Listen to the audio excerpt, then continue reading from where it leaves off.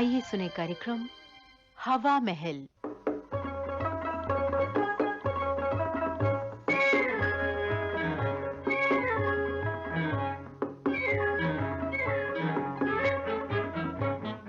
आइए आज के कार्यक्रम में आपको सुनवाते हैं हास्य नाटिका स्वर्ग का पासपोर्ट। इसके लेखक R.K. शर्मा। तो आइए सुनते हैं नाटिका स्वर्ग का पासपोर्ट।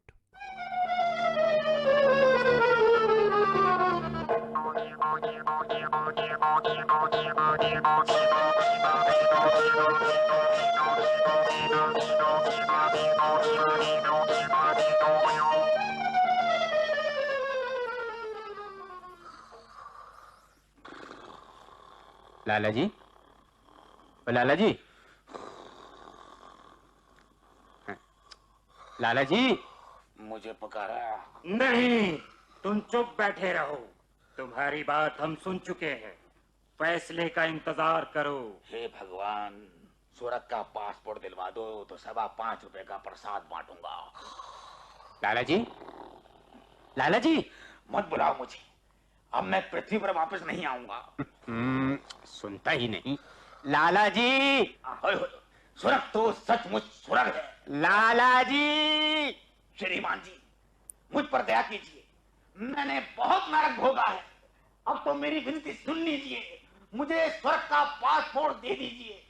लाला जी, कौन कौन क्या है? क्या बात है लाला जी, आज तो दिन दहाड़े सो रहे थे। आओ बाबूजी, आज तो बहुत दिनों के बाद आए हो। लाला जी, वो स्वर्ग के पासपोर्ट की क्या बात हो रही थी? बाबूजी, सपना देख रहा था। कहिए, आपको क्या चाहिए? 5 पैसे की इमली दे देना लाला जी। हाथ तेरे की। बाबूजी, आपने तो 5 पैसे के लिए मुझे स्वर्ग से ही बुला लिया। सारा मजाक किरकिरा कर। तुम लाला क्या स्वर्ग में जाओगे? रात दिन कम तोलते हो, ज्यादा दाम लगाते हो और छोड़ो ये बहस। मैं तो बड़ा मजेदार सपना देख रहा था। मैं नरक में था और मेरे साथ तुम भी थे। क्या? वो पंडित भी। अरे वही पंडित जंतर प्रसाद। लेकिन तुम तो स्वर्ग की बात कर रहे थे। ओए, सुनो तो। मैंने देखा कि स्वर्ग में एक जगह खाली हो गई और नरक से कई आदमियों ने इस जगह के लिए अर्जियां दी हैं। स्वर्ग के महाबलाधिकृत का दरबार लगा हुआ है। अजी दरबार क्या, बस पूरी अदालत है। वहां बारी बारी से सभी कैंडिडेट्स को बुलाया जा रहा है और आखिर में एक आदमी को स्वर्ग का पासपोर्ट मिलता है। क्या ऊट पटांग सपना देखा है लाला जी। मेरा बयान जैसे ही खत्म हुआ तो मैं जरा बाहर बरामदे में आ गया। वहां से स्वर्ग देखा। ओए होए होए, ओए होए होए, मजा आया। वो मैंने सब सुना है लाला जी। तुम्हें पासपोर्ट मिला कि नहीं? मिलने ही वाला था कि आपकी इमली ने सारा मामला खटाई में डाला। बाबूजी, हे बाबूजी, बड़ा अजीब सपना था। ओए होए होए, मैंने देखा। स्वर्ग के महाबलाधिकृत की जय हो। स्वर्ग के महाबलाधिकृत की जय हो। महाराज पधार रहे हैं। महाराज पधार रहे हैं। द्वारपाल, मुंशी जी को बुलाओ।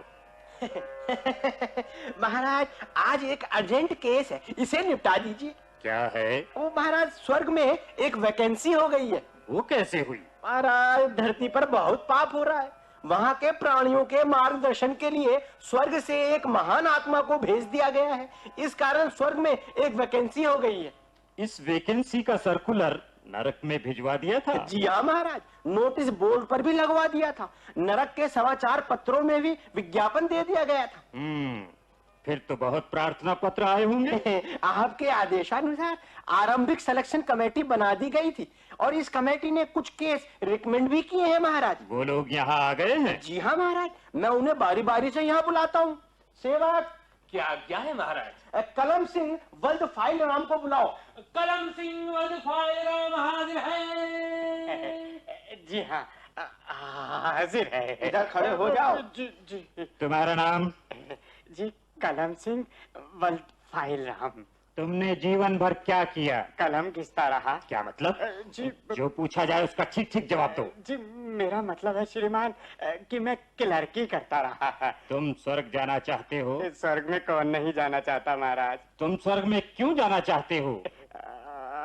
सच बात तो ये है श्रीमान कि मैंने सुना है स्वर्ग में ओवर टाइम ज्यादा लगता है और वहाँ ओवर टाइम के रेट भी ज्यादा है। मालूम होता है कि तुम्हें ओवर टाइम में ही काम करने की आदत है। मैं तो महाराज ओवर टाइम में ही काम करता हूँ, दफ्तर के टाइम में तो हमें सब मालूम है।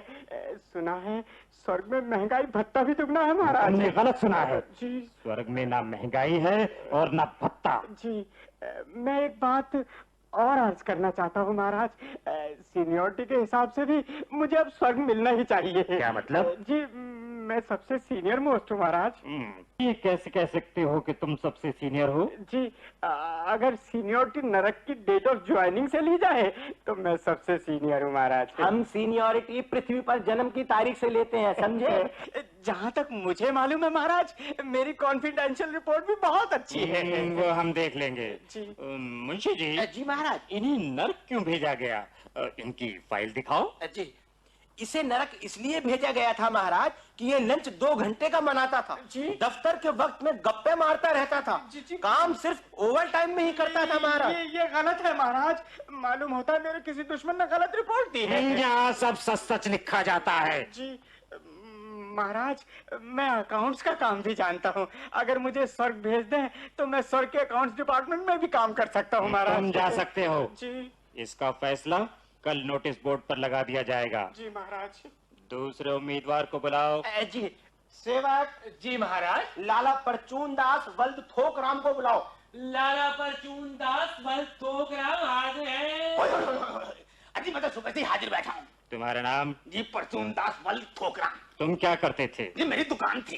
कैसी दुकान थी? जी जनरल मर्चेंट की। वैसे महाराज जिस चीज में 4 पैसे बचे हैं वही दुकान में रख लेते हैं। तुम स्वर्ग जाना चाहते हो? हाँ सरकार आपकी बड़ी कृपा हो जाए। तुम स्वर्ग में क्यों जाना चाहते हो? होय, ये भी कोई पूछने की बात है महाराज। अब आप ही देख लीजिए कि नरक में आजकल पंखे भी नहीं दिए गए हैं और स्वर्ग में सुना है महाराज कि हर एक को कूलर मिला है। तुम झूठ बोलते हो, हम तुम्हारे मन की बात जानते हैं। सच सच बताओ। सच सच कहूँ महाराज, वैसे तो पंखे कूलर से हमें कोई फर्क नहीं पड़ता, हम तो जहाँ अधिक मुनाफा मिले वहीं जाना चाहते हैं। स्वर्ग में मुनाफे की परसेंटेज फिक्स्ड है। महाराज सुना है कि वहाँ सेल टैक्स इंस्पेक्टर भी नहीं है, व्यापारियों की ईमानदारी पर ही सब काम होता है। अगर ये बात सच है महाराज तो आपसे क्या छिपाना, सेल टैक्स में भी 4 पैसे कमाई लेंगे। तुम वहाँ भी बेईमानी करना चाहते हो? ये बेईमानी नहीं तो व्यापार है श्रीमान जी। तुम्हें किसी ने गलत बताया है, स्वर्ग में सेल टैक्स नहीं लगता। अगर आप बुरा ना माने तो एक बात और पूछ लूं? पूछो। अगर आप मुझे स्वर्ग भेजें तो ये बता दीजिए कि वहाँ किस चीज की कमी है, मैं वही चीज वहाँ ले जाऊंगा। मूर्ख, कैसी बातें करते हो? स्वर्ग में किसी चीज की कमी नहीं है। इसे नर्क क्यों भेजा गया? महाराज ये ज्यादा मुनाफा लेता था, ब्लैक में चीज बेचता था, कम तोलता था और ज्यादा बोलता था। ज्यादा बोलना पाप तो नहीं है। मेरा मतलब है महाराज झूठ बोलता था। अच्छा तुम जा सकते हो। तो बस एक बात और सुन लीजिए महाराज, अगर आप मुझे स्वर्ग का पासपोर्ट नहीं देते तो कम से कम मुझे स्वर्ग और नरक के बीच में ही जगह दे दें ताकि दोनों तरफ से ग्राहक आते रहें। इसे बाहर निकालो। ये तो बड़ा लालची जीव है। महाराज इन जैसे व्यापारियों ने ही पृथ्वी पर जनता को परेशान कर रखा है। अगले उम्मीदवार को बुलाओ। जी सेवक। जी महाराज। पंडित जंतर प्रसाद वल्द मंत्र प्रसाद को बुलाओ। पंडित जंतर प्रसाद वल्द मंत्र प्रसाद हाजिर है। हाजिर है महाराज। तुम्हारा नाम? पंडित जंतर प्रसाद वल्द मंत्र प्रसाद। तुम कहाँ रहते थे? धोखा नगर गली नंबर 420। तुम स्वर्ग में क्यों जाना चाहते हो? मेरे बहुत से जजमान स्वर्ग में भी हैं, अगर मैं स्वर्ग गया तो कृपा निधान मुझे उनकी सेवा करने का अवसर प्राप्त हो जाएगा। तुमने कभी कोई पुण्य काम किया है? मैंने कभी झूठ नहीं बोला। तुम झूठ बोल रहे हो कि तुमने कभी झूठ नहीं बोला। क्षमा करना, मैं तो भूल ही गया था कि आप सब जानते हैं। तुम हमसे झूठ नहीं बोल सकते, साफ साफ कहो तुम स्वर्ग में क्यों जाना चाहते हो? आप तो जानते ही हैं नरक में सब पापी और अपराधी लोग हैं, इन लोगों की धर्म में कोई आस्था नहीं, ना कोई मंदिर में आता है ना कोई भगवान का नाम लेता है। स्वर्ग में तो धर्मात्मा लोगों का वास है, वो नित्य हवन करते हैं, भजन कीर्तन करते और करवाते हैं।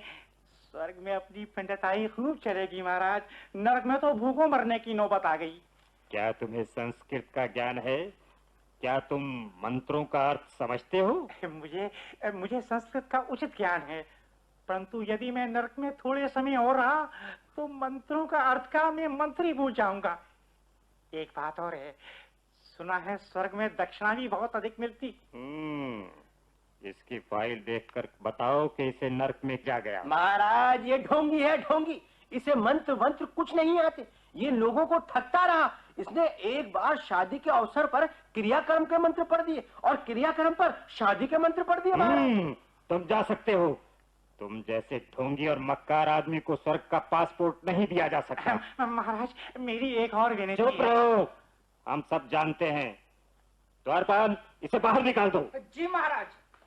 महाराज ऐसे ही कुछ आडंबरी और धूर्त लोग धर्म की आड़ में लोगों को ठगते हैं। ठीक है, इसे नरक में ही रहने दो। जी अगला उम्मीदवार बुलाओ। जी सेवक। जी महाराज। जलेबी चंद वल्द इमरती लाल को बुलाओ। जलेबी चंद्रवंश इमरती लाल हाजिर है। हाजिर है महाराज। तुम्हारा नाम? जलेबी चंद। पिता का नाम? इमरती लाल। तुम कहाँ रहते गली थे? पीठे वाली, रसगुल्लापुर, जिला गुलाब जामुन। तुम स्वर्ग क्यों जाना चाहते हो?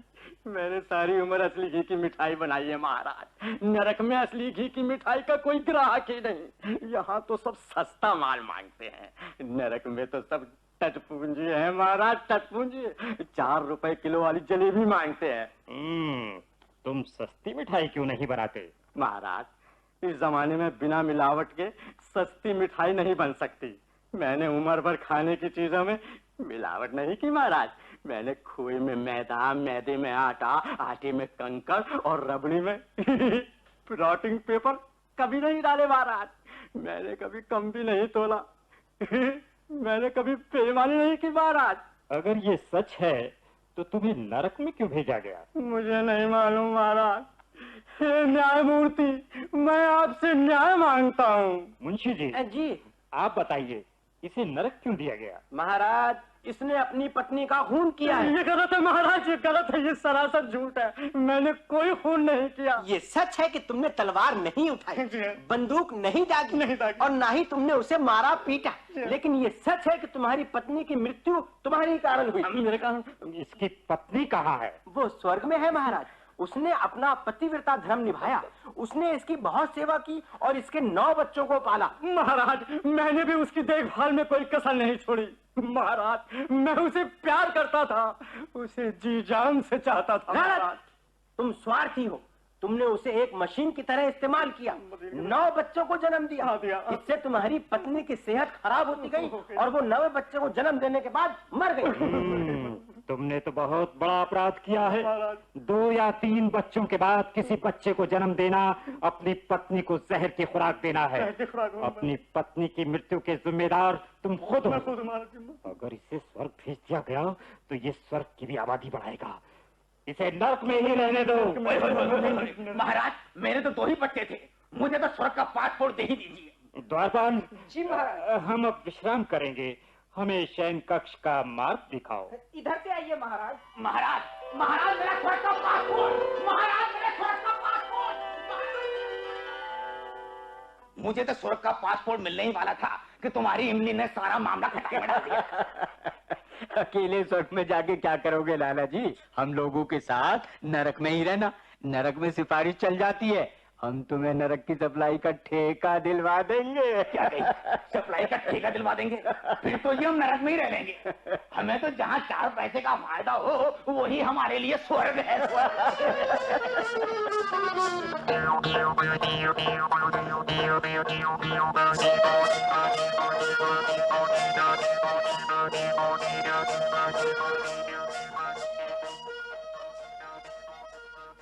तो दोस्तों ये थी R.K. शर्मा की लिखी हास्य नाटिका स्वर्ग का पासपोर्ट।